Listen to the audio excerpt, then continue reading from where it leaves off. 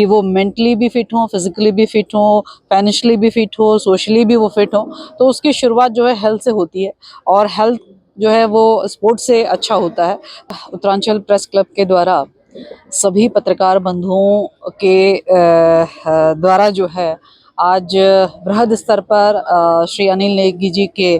आज उनको श्रद्धा सुमन अर्पित करने के परिप्रेक्ष्य में प्रतियोगिता जो है वो शूटिंग की आज आयोजित हुई और इस कार्यक्रम में मुझे आने का सौभाग्य प्राप्त हुआ। निश्चित रूप से ये पत्रकारों के लिए भी बहुत आवश्यक है कि जिस प्रकार की जीवन की आपाधापी में वो हमेशा रहते हैं, जिस प्रकार से वो लोकतंत्र की ज्योति को हमेशा जगाए रहते हैं और जिस प्रकार से समाज को जागृत करने का काम करते हैं, तो उनके लिए भी बहुत आवश्यक हो जाता है कि वो मेंटली भी फिट हों, फिजिकली भी फिट हों, फाइनेंशियली भी फिट हो, सोशली भी वो फिट हों। तो उसकी शुरुआत जो है हेल्थ से होती है और हेल्थ जो है वो स्पोर्ट्स से अच्छा होता है। तो उन्होंने आज इसका संकेत दिया है, इसमें प्रतिभाग करते हुए उन्होंने शूटिंग करी है और लगातार कई प्रतियोगिताएं अन्य भी अब आयोजन होते रहेंगे। तो मेरी ओर से तो उनको बहुत शुभकामनाएं हैं और उनके द्वारा जो है कुछ मांगे भी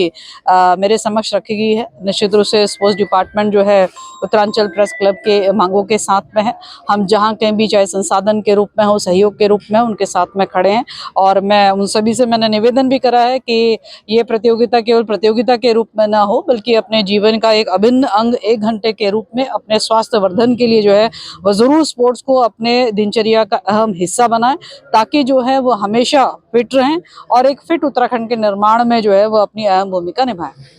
देखिए, मैं समझती हूँ कि अब तक मैं 2014 से लेकर अब तक का सफ़रनामा देखते हैं तो माननीय प्रधानमंत्री जी के नेतृत्व में जिस प्रकार से भारत को विश्वगुरु, भारत को विकसित राष्ट्र 2047 तक का जो हमारा लक्ष्य है उस दिशा में आगे बढ़ने के दृष्टिगत मैं समझती हूँ कि ये सारा बजट उस और समर्पित रहा है और ख़ासकर तो गरीब कल्याण हो, महिला कल्याण हो, युवा कल्याण हो, अपनी संस्कृति और अपनी परंपरा या अपने विरासत और अपना विकास हो उसको केंद्रित रखते हुए बजट मुझे लगता है कि वो रहना चाहिए और मेरा मानना है कि इस बजट में स्वाभाविक रूप से कुछ नए इनोवेशंस भी हमको देखने को मिलेंगे और उत्तराखंड के हिस्से में भी जो है मैं समझती हूँ चाहे हमारे रेलवे के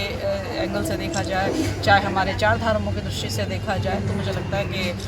देश की महिलाओं को भी और मैं कैसे हमारे तीर्थ स्थलों को भी बहुत कुछ इस बजट के माध्यम से प्राप्त होगा।